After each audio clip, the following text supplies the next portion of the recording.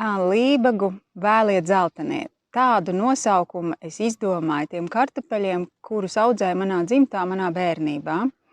Un tad, kad es sāku apjaust to faktu, ka tik ļoti daudz kultūra augu izzūd, un ka nestāda un nesēja un nestāda vairs to, kas bija mūsu senčiem, es sapratu, jā, bet mums taču bija tie ļoti garšīgie, tie miltainie kartupeļi, kurus neviens nemācēja izvārīt, izņemot mums mājās, kā bija iestāstīts, ka ļoti jānoķer tas brīdis, kad kartupeļi ir gatavi, jo savādāk viņi iziet putrā. Jo šie vēliet zeltenie, viņi faktiski ir biezputras kartupeļi, ļoti daudz cietas, bet ārkārtīgi garšīgi. Tā garša, tas dzeltenums, tas miltainums, es nevienam citam kartupelim nezinu tik labu garšu. Un tad, kad es atjēdzos, tad es sazinājos ar saviem radiem, kur vēl dzīvoja dzimtas mājās, un tur jau vairs neviens nestādīja un nesēja tos kartupeļus. Viņi jau bija pazuduši, bet viņi zināja teikt, ka kaimiņos Ratkalnos vēl stāda. Un mana vecmāmiņa ar viņiem draudzējās, un es zinu, ka tie bija tie paši, jo tie kartupeļi arī ārēji izskatās, viņiem ir ļoti dziļas acis tādas, iegrimušas, un tāpēc droši vien viņi rūpnieciski nav izdevīgi, jo ar kartupeļu tīrāmo mašīnu tās acis nevar notīrīt.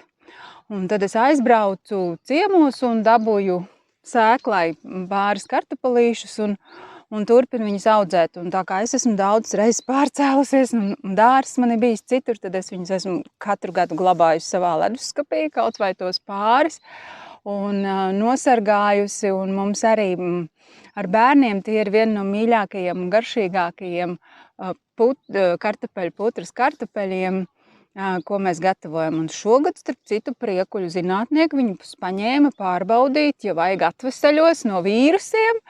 Un tā kā, jā, nosargāti. Un cik gadus tava vecmāmiņa viņus audzēja un cik gadus tu tagad turpini to darīt? Man jau ir 52. Kopš es sevi atceros, tie kartupeļi vienmēr bija. Cik viņus gadus viņi audzēja, es nezinu un es vairs nevaru paprasīt.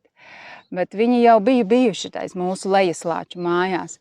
Un es vismaz kaut kāds 12, 15 gadus tos kartupeļus auklēju. Es viņus tiešām auklēju un noturu nesajaucot ar citiem, jo man ir arī vēl citi dārzā agrāki un vienmēr nagniezi ar kādu tur violeto ielikt dārzā.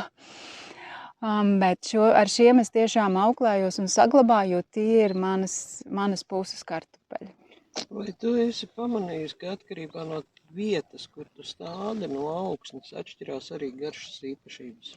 Atkarīgs ir tas, cik es to augsni esmu ielabojusi, vai tas kartupelis pats ir dabūjis paēst vai nē, un tāpēc es ļoti lielu uzmanību veltu pirmkārt augsnei, lai augsne ir pabarota un dzīva.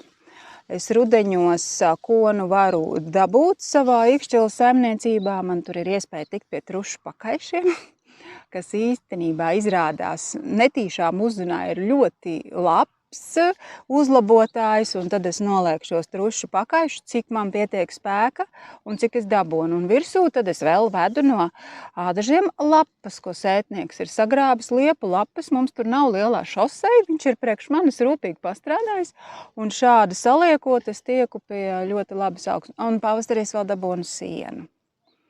Un tad nav ne Kolorādo, šogad laikam 3 Kolorādo satiku, bet bija ļoti labi. Tātad tu audzē zem siena? Jā. Jauki. Vai tu esi audzējis arī vienkārši neapsaktā augsnē šos te pašus kartupeļus? Es taču neiešu mocīties, ravēt un laistīt. Un Kolorādo lasīt, priekš kam? Kopš es šo metodu zinu, es vairs tā nedaru. Jā, mans vecais tēvs tā darīja, viņš āra, tad vajadzēja stādīt, tad bija vāgas, tad viņš, vajadzēja izvagot, vai dabūja zirgu no kaimiņa, vai ar traktoru vagoja, pēc tam ecēja, pēc tam atkal vagoja, pēc tam atkal ecēja, pēc tam gāja raut ārā šitās te balandas. Man zem tā siena, varbūt kāda gāras izlien, varbūt 1, 2 balandas pa visu vasaras izrauju. Visu, un novācu es jau tagad parušinu no malas, izvēlu kartupeļus, un lai viņš tur aug tālāk. Protams. Protams, ja putri jau gribās arī vasarā. Jā, Un tāpēc man ir no priekuļiem agrā šķirna vēl, un tad tos es vairāk tā rušinu. Un tie vēlē, starp citu, vēlē mazāk slimo ar lakstu puvi, un viņiem ir ļoti, ļoti augsti tie laksti, un tāpēc arī viņi droši vien ir tik miltēni, jo tas veģetācijas periods ir garš, tas augs ir daudz vairāk pārstrādājis sauli cietē un noglabājis tajos bumbuļos. Un viņi arī ārēji ir dzelteni? Nē. Nu, viņi nav sarkanmiziņi, viņi ir to brūno miziņu parasto. Nu, kā jau ir kartupeļu tāds tumšu brūnu miziņu, jā. Un vai vēl kāds ir no taviem draugiem, radiem, paziņām iekārojis un audzē šos Es esmu viņus dalījusi, bet viņi neviens man nav atskaitījušies, kā viņiem iet. Es esmu devusi citiem, jā.